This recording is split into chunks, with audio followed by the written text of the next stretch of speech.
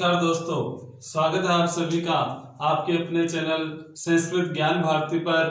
मैं कमल शर्मा, वरिष्ठ अध्यापक, राजकीय माध्यमिक विद्यालय दिनारपुरा फतेहपुर सीकर से आप सभी का एक बार फिर हार्दिक अभिनंदन करता हूं। दोस्तों, आज की कक्षा शुरू करने से पहले हमें एक बार फिर जो मैंने पिछली कक्षा में बताया था कि हमारा जो रक्षाबंधन स्पेशल है उस पर आप ध्यान दें और वीडियो को ज्यादा से ज्यादा शेयर कीजिए ताकि सभी लोगों को जो परीक्षाओं में प्रश्न आते हैं, हम खास तौर से कहते हैं कि जो रिट की कक्षा में रिट के पेपर में जो प्रश्न आते हैं वो लगभग जो हम प्रश्न करेंगे उन्हीं में से ही आएगा। इसलिए आप रिट की जो तैयारी करें उन तक ये जो मैसेज है, ये जो वीडियो है पहुंचाएं और साथ में अन्य जो प्रतियोगिताएं हैं जिनमें हिंदी भाषा की संधि या व्याकरण कह सकते हैं, वर्ण विचार कह सकते हैं, वो आता है तो उन्हें भी ये वीडियो देखने के लिए आप प्रेरित कीजिए ताकि उनको भी इसका फायदा मिले, क्योंकि हिंदी वाला और संस्कृत वाला दोनों में संधियां एक जैसी ही होती है। इसमें कुछ विस्तार से है, उसमें थोड़ा सा कम आता है, इसलिए अगर वो इनको लेंगे, इन कक्षाओं को लेंगे तो वो भी आसानी से हिंदी के प्रश्न कर सकते हैं, हिंदी में जो संधि आती है उसके प्रश्न कर सकते हैं। इसलिए आप उन तक ये बात पहुंचाएं। तो चलिए अब हम अपनी जो संधि चल रही थी प्रकृति भाव, उसमें जो दो सूत्र और बचे हैं अपने पास, उनके बारे में जानते हैं कि वो कौन से हैं और वो किस प्रकार हमें करने हैं। प्रकृति भाव संधि अपनी पिछली कक्षा में ये चल रही थी, इसमें हमने एक सूत्र पढ़ा। अब आगे जो दूसरा सूत्र है वो हमें पढ़ना है, तो वो कौन सा है देखिए, वो सूत्र है अदसो मात। अदसो मात ये सूत्र क्या कहता है, इस सूत्र के बारे में जानते हैं कि इसमें एक तो शब्द है वो है अदस शब्द, एक तो शब्द है वो है अदस शब्द। मात का मतलब है कि मैं के बाद, मैं से परे या मैं के बाद क्या होना चाहिए, या तो बड़ी ई होनी चाहिए या ऊ होना चाहिए।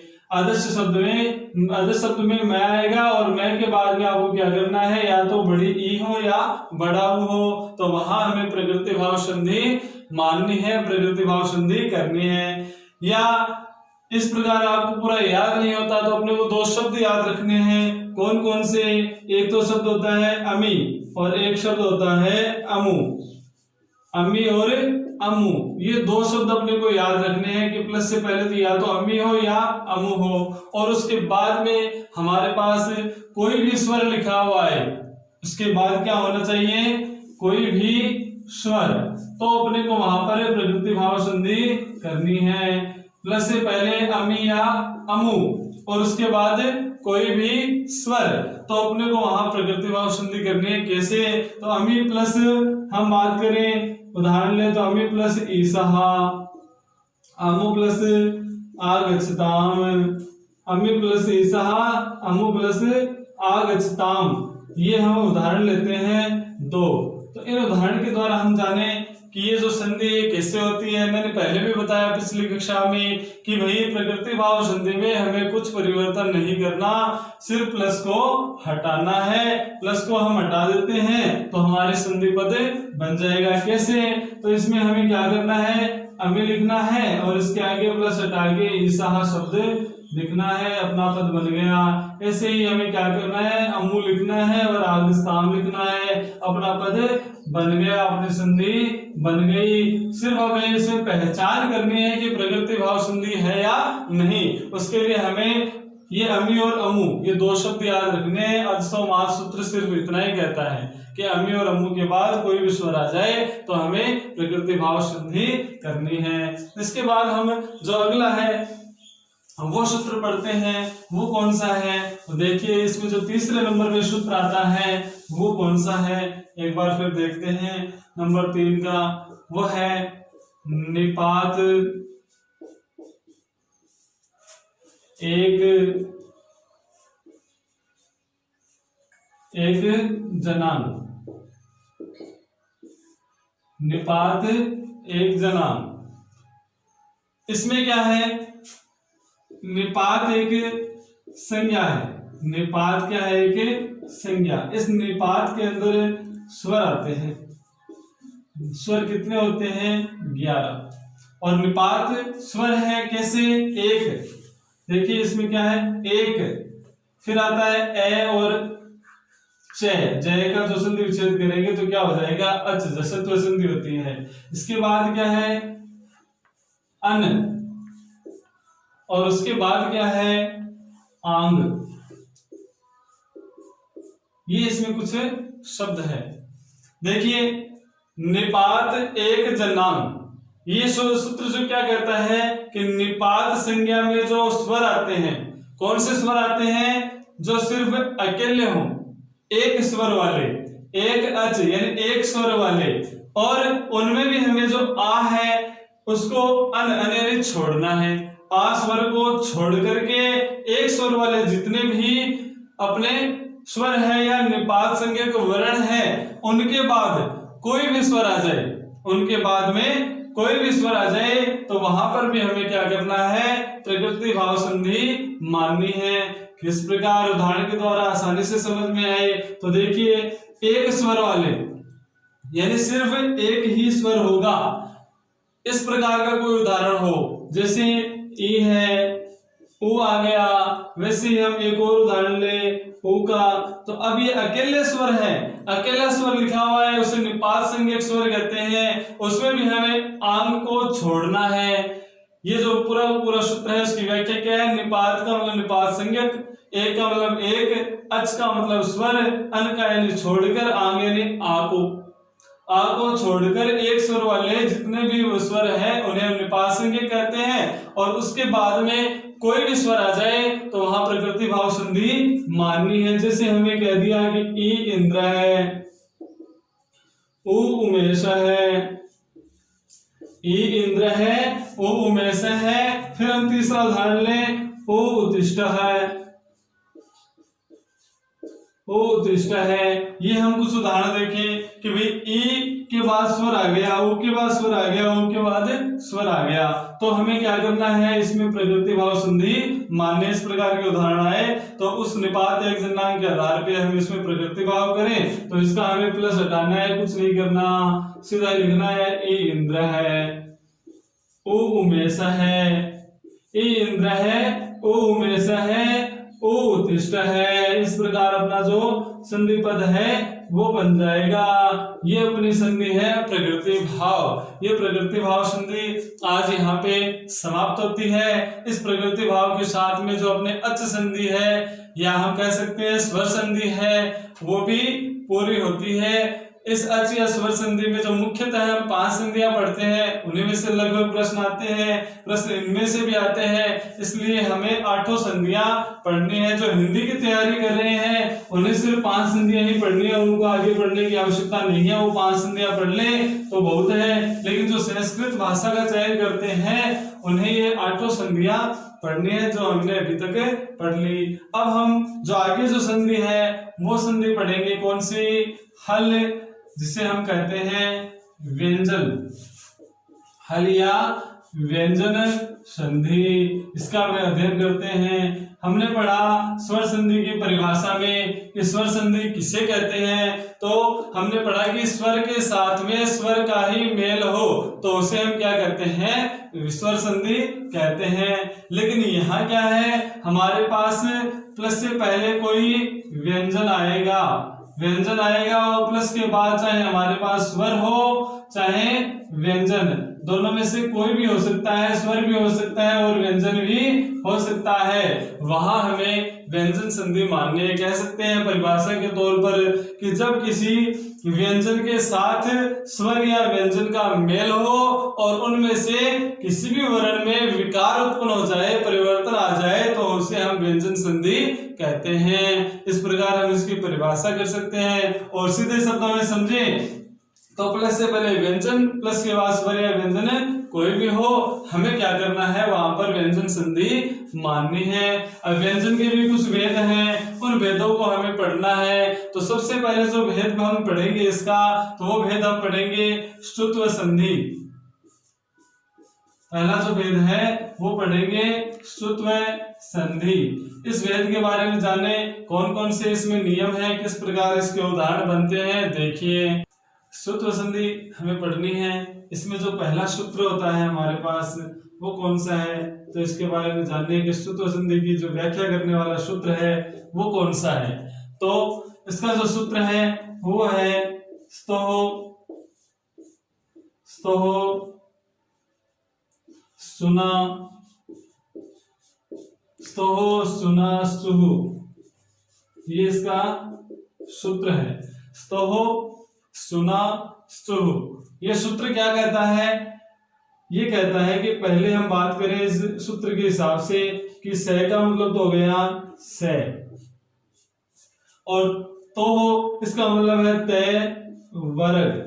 तो का मतलब है तय वर्ग, और तय वर्ग में जो वर्ण आते हैं वे कौन कौन से आते हैं, तय, थे, दे, ध और न। ये जो वर्ण है ये सारे के सारे किस में आते हैं, तय वर्ग में। तो स्तोह का अर्थ हो गया से, तय, थे, दे, ध, न। इसके बाद बात करें ये जो सुना है इसका अर्थ हो गया से, च वर्ग।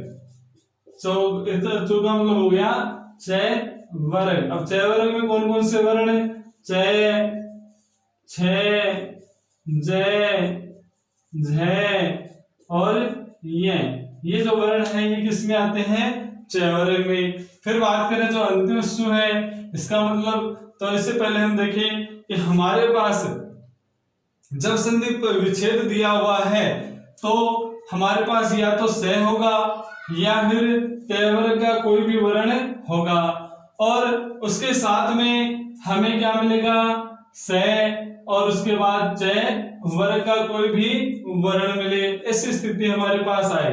ध्यान रखना है ये जो से, थे, है ये प्लस से पहले भी हो सकता है और प्लस के बाद भी हो सकता है। इसलिए अपने को ध्यान देना है कि से और इस से का मेल हो, इसे हम बोलते हैं कौन सा से, दंत से।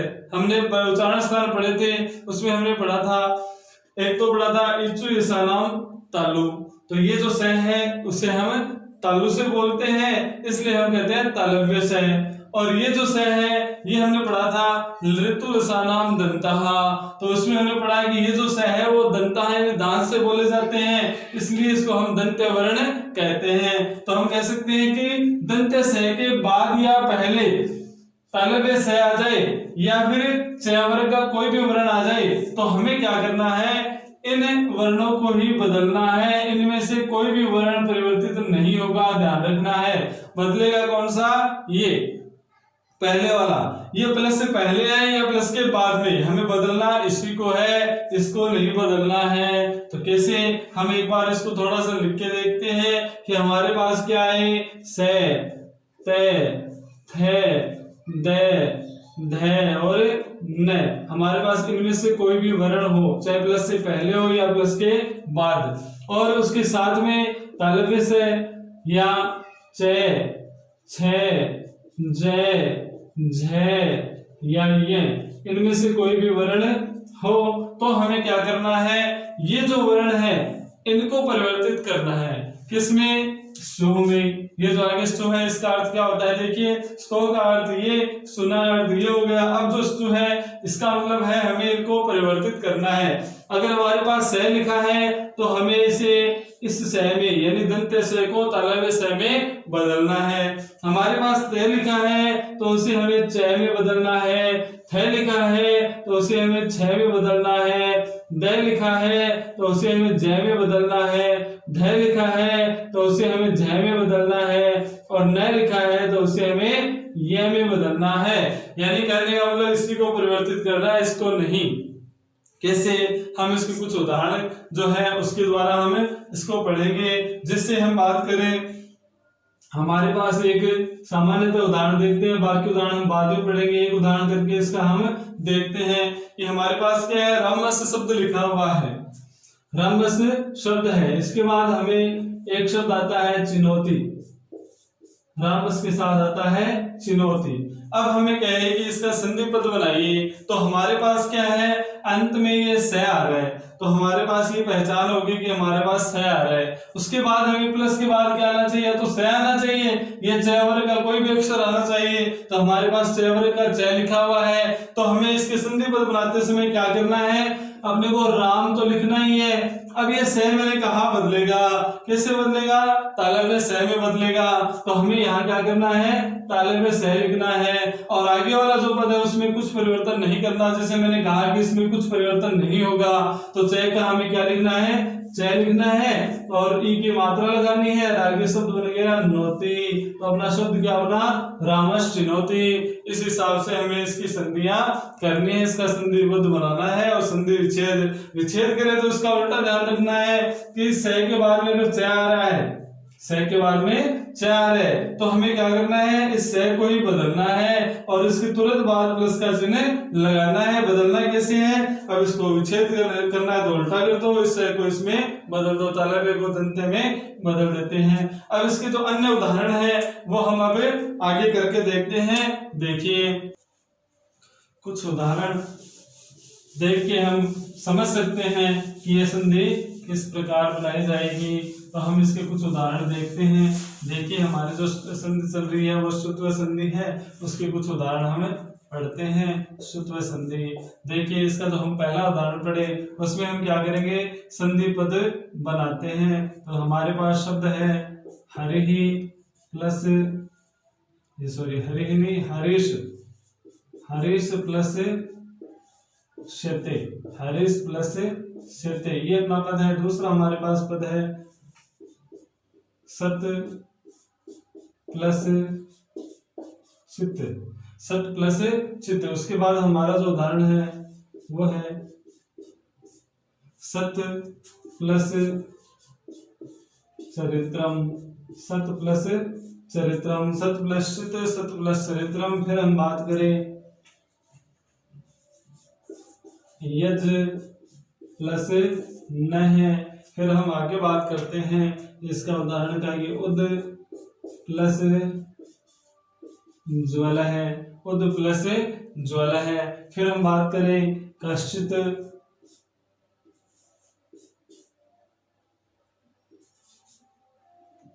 कश्चित प्लस जन है, कश्चित प्लस जन है। इसके बाद हम अगला उदाहरण लें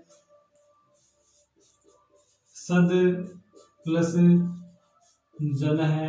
ये कुछ उदाहरण है, इसमें हमें क्या करना है, संधि पद बना करके देखना है कि संधि पद किस प्रकार बनाना है। तो हमने कहा था कि स तय थे दे धन, स तय वर्ग हो और उसके बाद स या च वर्ग आ जाए तो क्या करना है, स को तो तालव्य स में और इस तय वर्ग को च वर्ग में बदलना है। तो देखिए किस प्रकार बदलना है। तो हमारे पास पहले है स और उसके बाद क्या आ गया, तालव्य स। तो अब हमें क्या करना है, इस स को इस स में बदल देना है और कुछ नहीं करना। जैसे हरि का तो हरि आ जाएगा। हमारी पहचान ये है कि दंत स के बाद चाहे तालव्य से आए या च वर्ग का कोई भी वर्ण आए तो हमें इसे ही यानी दंत स को ही बदलना है। किसमें बदलना है, तालव्य स में बदलना है। तो हमारा जो शब्द बनेगा वो बन जाएगा हरिष्यते। इस प्रकार फिर हम जो है इसका संधि पद बनाए तो हमारे पास क्या है, तय। तो तय तय वर्ग का होता है। फिर हमारे पास आ गया च, तो च वर्ग का आ गया। तो हमारे पास पहचान आ गई। तो हमें क्या करना है, तय को च में बदलना है। तो हमारे पास शब्द है स और तय को हमने किस में बदल दिया, च में। आगे वाला जैसा है वैसा का वैसा ही लिख दिया। तो बना क्या, सच्चित। इस प्रकार हो गया। फिर हमारे पास शब्द है सत्य प्लस चरित्रम, वही करना है। तय के बाद च आ गया तो हमने पहचान हो गई कि इसमें कौन सी संधि है, व्यंजन, और व्यंजन में कौन सी है, श्रुत्व है। तो इसका जो नियम है वो करते हैं। तो स तय को हमने बदल दिया किसमें, च में, और आगे चरित्रम लिखा है वो वैसा का वैसा उतार देते हैं। तो अपना शब्द बन जाएगा सचरित्रम। इसके बाद आता है यज प्लस न है।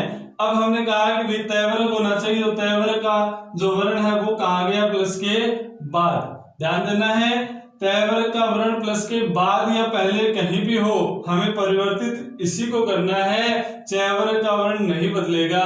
तो हमारे पास यहाँ तो जय है, तो जय चय वर्ग में आता है, यहाँ क्या है न, तो न को हमें किस में बदलना है, चय वर्ग में बदलना है। कैसे, तो देखिए एक बार यज का तो यज, क्योंकि इसमें कुछ परिवर्तन करना नहीं है, अपने को बदलना किसको है, न को, और न कौन सा वर्ण है, चय वर्ग का अंतिम वर्ण है, तय वर्ग का अंतिम है न। तो इसी को क्या करना है अपने को, तय वर्ग के अंतिम वर्ण को चय वर्ग के अंतिम वर्ण में ही बदलना है क्रमशः। पहला आया तो पहले में बदल दिया, दूसरा है तो दूसरे में, तीसरा है तो तीसरे में, तो ये पांचवा है। तो जय वर्ग का पांचवा जो वर्ण होता है वो होता है य। तो हम क्या कर देंगे, यज प्लस यह है, ये स्थिति अपने पास है। अब क्या है, अपने पास एक वर्ण आता है, हम जब वर्णमाला पढ़ते हैं तो उसमें हम बोलते हैं ज्ञ, हम बोलते हैं ज्ञ, लेकिन वास्तविक रूप में इसका उच्चारण ज्ञ के अनुसार नहीं होता है, इसका उच्चारण क्या होता है, जय। इसका उच्चारण हम करते हैं जय, शुद्ध होता है जय। जय क्यों होता है, क्योंकि इसमें एक तो जय होता है और एक ये होता है और एक ए होता है, ये तीन वर्ण होते हैं इसमें, इसलिए इसका उच्चारण शुद्ध तो होता है जय, लेकिन हम करते हैं ज्ञ, क्योंकि बोलचाल की भाषा में ज्ञ ही बोलते हैं। तो इसलिए जय और ये दोनों वर्ण है, इसको सम्मिलित रूप से हम इस प्रकार जब हम ज्ञ बोलते हैं उसके अनुसार बनाएंगे तो हमारा वर्ण क्या बने, शब्द क्या बनेगा, ये का तो ये आ जाएगा, जय को और ये को मिला देंगे तो हम सम्मिलित रूप से लिख देंगे जय, तो हमारा वर्ण बन जाएगा यज्ञ है, लेकिन हम बोलते हैं यज्ञ है। तो ये पद है हमारे पास, सीधा आ जाए यज्ञ है, तो ध्यान देना है इसमें ये होता है और ये चय वर्ग का वर्ण है, तो हमें क्या करना है, इसको संधि विच्छेद करते समय तय वर्ग में बदलना है, यानी कि नए में बदलना है। इस प्रकार ये यज्ञ है शब्द बनता है। फिर हम बात करें उद प्लस ज्वल है कि अधिकतर परीक्षाओं में यही सीधा उदाहरण आता है, तो इसको एक बार देख लीजिए, अधिकतर परीक्षा में आता है। और गड़बड़ कहाँ होती है, आधा जय और पूरा जय, इसको हम सही कर देते हैं, इसलिए हमारा प्रश्न जो है वो गलत हो जाता है। कैसे, क्योंकि दय भी हलंत है, जय भी आता है, तो इसलिए हमें क्या करना है, ये दोनों ही जय आधे मान्य है, तभी हमारा शब्द शुद्ध होता है। अधिकतर परीक्षाओं में यही आता है, तो हमें क्या करना है, ऊ का तो ऊ हमारी पहचान है, दय तय वर्ग का है, उसके बाद चय वर्ग का जय आ गया, तो हमें क्या करना है, ये तीसरा अक्षर है ना, तो इसलिए हमें क्या करना होगा, चय वर्ग के तीसरे अक्षर यानी कि जय में ही इसको बदलना है। तो दय के स्थान पे क्या हो जाएगा, जय, और आगे आता जय है और वल है, अपना जो शब्द बनेगा वो बनेगा उज्ज्वल है, ये शुद्ध शब्द होता है। तो ध्यान देना है, उज्ज्वल में दोनों ही पद आगे आते हैं। अब कहीं कहीं प्रॉब्लम आती है, समस्या आती है कि उद होता है या उत होता है, या तो उद या फिर उत, तो अपने को इसमें थोड़ा ध्यान ये देना है कि ये तीसरा अक्षर है, उज्ज्वल में भी जय आता है, तो हमने कहा कि तय वर्ग का जो वर्ण होगा उसको चय वर्ग के उसी वर्ण में बदलना है, तो तय वर्ग का तीसरा अक्षर आएगा तो ही जय बनेगा। अगर हम यहाँ मान ले तय, तो हमें क्या करना पड़ेगा, इस तय को चय में बदलना पड़ेगा, तो अपना शब्द क्या बन जाए, उज्ज्वल, ये शब्द बन जाए, तो ये शब्द गलत होता है। तो सीधी सी बात है, तीसरे अक्षर में बदलना है तो यहाँ द ही होगा, तय नहीं होगा। सीधा अपने को क्लियर करना है कि उज्ज्वल में इस प्रकार संधि होती है। फिर हम बात करें कश्चित प्लस जन है की, तो इसमें हम करें तो इसमें भी कश्चित तो वैसा का वैसा ही आ जाएगा, और फिर आगे जो द है, द भी तीसरा अक्षर है और जय भी तीसरा अक्षर है, तो द को क्या करना है, चय वर्ग के तीसरे अक्षर में बदलना है, तो क्या हो जाएगा, वही जय हो जाएगा और आगे जन है, तो शब्द बनेगा कश्चित जन है। इसी प्रकार सद प्लस जन है, तीसरे अक्षर को तीसरे में बदल देंगे, तो हमारे पास शब्द क्या बन जाएगा, दय के स्थान पे जय हो जाएगा और आगे जन है, तो शब्द बन जाएगा सज्जन है। इस हिसाब से हम इसका संधि पद बना सकते हैं, और बहुत उदाहरण है। अगर आपको समझ में ना आए तो आप मुझे कमेंट बॉक्स में बताइए, ताकि हम उदाहरणों को करके आपका जो समस्या है उसका समाधान कर सके। ये तो हमें क्या संधि कार्य है। अब हम दो चार उदाहरण और पढ़ते हैं, उसमें हम संधि विच्छेद करके देखते हैं कि संधि विच्छेद कैसे किया जाएगा। तो जैसे हमारे पास उदाहरण है, यावज जीवनम, एक उदाहरण है यावज जीवनम। फिर हम एक उदाहरण और ले, स छात्र है, स छात्र है। फिर हम एक उदाहरण और लेते हैं, सार्गिन जय है, सार्गिन जय है। फिर हम अंतिम उदाहरण इसका एक और लेते हैं, वो है राज्ञ है, राज्ञ है। इन चारों के हम संधि विच्छेद करके भी समझ लें कि हमें संधि विच्छेद कैसे करना है। अभी तक हमने संधि पद बनाया, तो विच्छेद में ये ध्यान देना है, या तो हमें ऐसे दो सह मिल जाए, या हमें चैवर के दो अक्षर एक साथ मिल जाए, वहां हमें उसको तोड़ना है। तो देखिए यहाँ चैवर के दो अक्षर आ गए, यहाँ चैवर के आ गए, यहाँ भी क्या है, चैवर के दोनों अक्षर साथ में है वर्ण। और इसमें जैसे मैंने पहले बताया, इसको बाद में देखते हैं। पहले ये देखिए तीनों, इसमें क्या है, ये दोनों वर्ण एक साथ है, तो हमें क्या करना है, यहीं से इसकी विच्छेद कार्य करना है, यहीं से इसको तोड़ना है। कैसे, अपने पास आगे कौन सा अक्षर है, चैवर का कौन सा, तीसरा। तो हमें क्या करना है, इसको तैवर के तीसरे अक्षर में बदल देना है, और कुछ नहीं करना। तो याव है, वहां तक तो वैसा वैसा ही आ जाएगा। फिर जय है, इसको तैवर में बदलना है, उल्टा कर देना है। तैवर का तीसरा अक्षर क्या होता है, दे। तो हमारा हो गया यावद। अब इस यहां तक हो गया, अब प्लस लगा के आगे जो शेष बच गया उसको हम लिख देते हैं। तो अपना जो पद हो जाएगा वो क्या हो जाएगा, यावद प्लस जीवनम, अर्थात यावज जीवनम।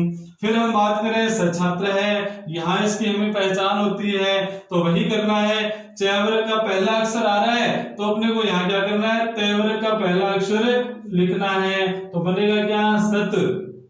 फिर क्या आ गया, छात्र, इसको हमें वैसा का वैसा ही लिखना है। ध्यान रखना है क्रम, पहला है तो पहला, दूसरा है तो दूसरा, उसका हमें ध्यान देना है। पहला है तो तैवर का हमने पहला लिख दिया, हमारी संधि विच्छेद हो गई। अब यहाँ हमें पांचवा अक्षर है और ये तीसरा अक्षर मिल रहा है, चैवर के दोनों अक्षर है, तो हमें यहाँ पर से इसको तोड़ना है। तो क्या करना है, ये सार्गिन यहाँ तक लिखना है, सार्गी लिख दिया। फिर आगे जो है ये पांचवा अक्षर है चैवर का, तो हमें तैवर का क्या करना है, पांचवा अक्षर ही लिखना है। ये नहीं कि ये तीसरा है तो हमें इसका भी तीसरा लिखना है, नहीं, ये जो अक्षर है कितने नंबर का आता है उसके हिसाब से तैवर का अक्षर हमें लिखना है। तो कौन सा होगा, न। तो हमारा पद बना सार्गिन। अब ये आधा है तो हमें इसको क्या करना है, हलंत कर देना है, सार्गिन हो गया।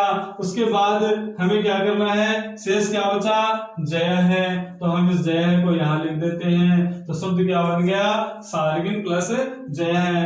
अब आता है राज्ञ है। देखिए इसमें अब हमें क्या करना है, रा का तो रा लिखना है।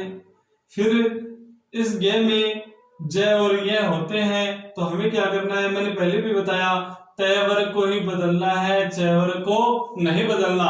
तो चैवर का जो अक्षर है जय, वो तो क्या आ जाएगा, जैसा है वैसा का वैसा ही आ जाएगा। तो शब्द क्या बन जाएगा, राज।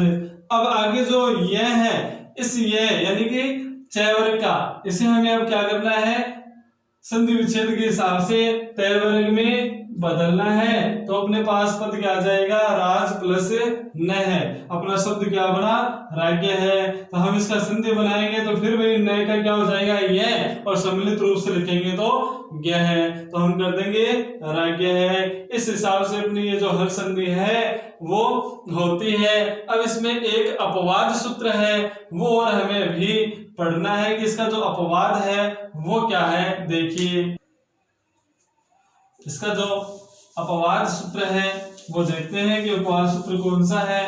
तो इसमें आपको सीधा सा याद रखना है कि तय वर्ग के बाद चय वर्ग आए या दंत से के बाद ताले में स आए, तो वहां हमें सूत्र संधि माननी है। जो इसका सूत्र है स्तो सुना सुहु वो।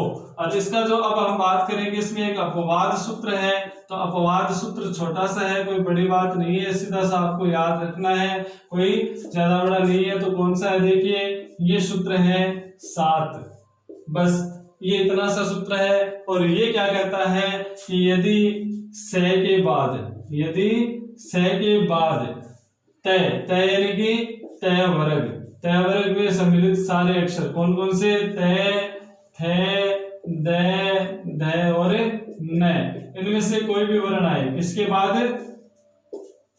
से के बाद तय वर्ग का कोई भी वर्ण आए तो वहां पर क्या नहीं होगा, श्रुत्व आदेश नहीं होगा, यानी कि श्रुत्व संधि नहीं होगी, ये ध्यान रखना है, श्रुत्व आदेश नहीं होगा। कैसे, उसमें सिर्फ संयोग माना जाएगा। याद रखना, से के बाद तय वर्ग का कोई भी वर्ण आए तो वहां हमें संधि नहीं माननी, वहां पे केवल संयोग होता है। कैसे, तो हम कुछ उदाहरण के द्वारा देखते हैं। पृष प्लस न, विष प्लस न। एक उदाहरण और देखें कि जस प्लस त्वम, इसमें से के बाद तय वर्ग का वर्ण है, से के बाद तय वर्ग का वर्ण है, से के बाद तय वर्ग का वर्ण है, ये स्थिति है। तो हमें यहाँ पे कोई भी संधि नहीं करनी। जैसा हमने संधि शुरू की थी उस समय कहा था, कोई परिवर्तन हो तो वहां संधि होती है, परिवर्तन नहीं हो तो वहां सिर्फ संयोग होता है। ये 7 सूत्र यही कहता है कि से के बाद तय वर्ग का कोई भी वर्ण आ जाए तो वहां हमें क्या करना है, संधि नहीं मान करके केवल संयोग करना है। तो संयोग में अपने को कुछ नहीं करना है, इनको जोड़ करके लिख देना है, बन गया प्रश्न है। इसमें हमने जोड़ के लिखा, बन गया विष्णु है। इसमें हमने जोड़ के लिखा, बन गया जसत्वम। इस हिसाब से ये एक अपवाद सूत्र इसका है, तो ये थोड़ा सा आपको ध्यान रखना है। अपनी जो व्यंजन संधि का पहला जो भेद है कौन सा, श्रुत्व संधि, वो यहाँ पर पूरा होता है। आगे की कक्षाओं में हम व्यंजन संधि के और भेद पढ़ेंगे, आज इतना ही पढ़ेंगे। तो एक बार फिर से धन्यवाद दोस्तों, वीडियो को अंत तक देखने के लिए। आप वीडियो को लाइक कीजिए, ज्यादा से ज्यादा इसको शेयर कीजिए ताकि सभी लोगों को इसका लाभ मिले। सब्सक्राइब कीजिए, पास में जो घंटी बेल आइकन का बटन है उससे दबाइए और हमारे जो वीडियो है वो आपको आसानी से प्राप्त हो जाए। तो एक बार फिर मैं आपको याद दिलाना चाहता हूं कि हमारा जो रक्षाबंधन स्पेशल जो वीडियो है, क्लास जो है, उसके बारे में आप सभी लोगों को बताएं, सभी लोगों को शेयर करें। 2 तारीख को जो वीडियो डाला जाएगा उसमें जो अति महत्वपूर्ण या पीछे जो परीक्षाओं में प्रश्न पूछे गए हैं, कहां से, संधि से और वर्ण विचार से, उनके बारे में हम अपनी कक्षा में चर्चा करेंगे, विस्तार से व्याख्या सहित उनको हल करके देखेंगे कि ये प्रश्न कैसे बना और किस प्रकार आपको इसका उत्तर करना है। तो एक बार फिर से आप सभी लोगों का धन्यवाद।